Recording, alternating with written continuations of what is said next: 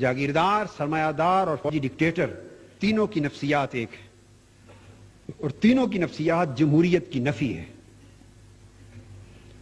حقانی صاحب، تینوں کی نفسیات جمہوریت کی نفی پر قائم ہے۔ جاگیردار، اس کا براٹ اپ ایسے ماحول میں ہوا ہے، اس کی نفسیات نے نشو و نما ایسے ماحول میں پائی ہے کہ اس نے جس بیٹی کو پسند کیا اس کو اٹھا لیا۔ اسے قوم کی بیٹی کی عزت، اپنی بیٹی کی عزت دکھائی نہیں دیتی۔ جس نے سر اٹھایا اسی کی چوری کروا دی، اسی کو اغوا کروا دیا، قتل کروا لیا۔ وہ جاگیردار جس کی نفسیات اس ماحول میں بنی ہے، جب وہ پورے ملک کا اقتدار لیتا ہے تو وہ پورے ملک کو اپنی جاگیر کے طور پہ چلانا چاہتا ہے، یا پورے ملک کو اپنی جاگیر کے طور پہ چلانا چاہتی ہے۔ دونوں صورتیں ہوتی۔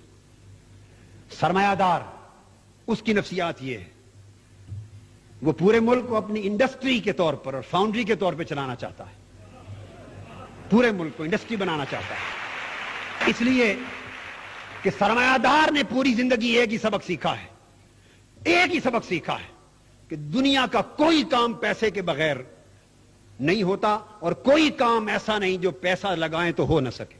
ایک ہی اصول ہے اس کا، وہ ہر ایک کو خریدنا جانتا ہے، ایک چپراسی سے لے کر بجلی کے لائن مین تک، ایک آئی ٹی او سے لے کر انکم ٹیکس کے کمشنر تک، اس نے ہر ایک کو پیسے سے خریدنا سیکھا ہے۔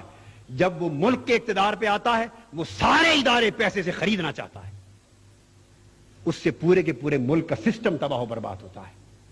اس کے ذہن میں بھی جمہوریت کی نفی ہے۔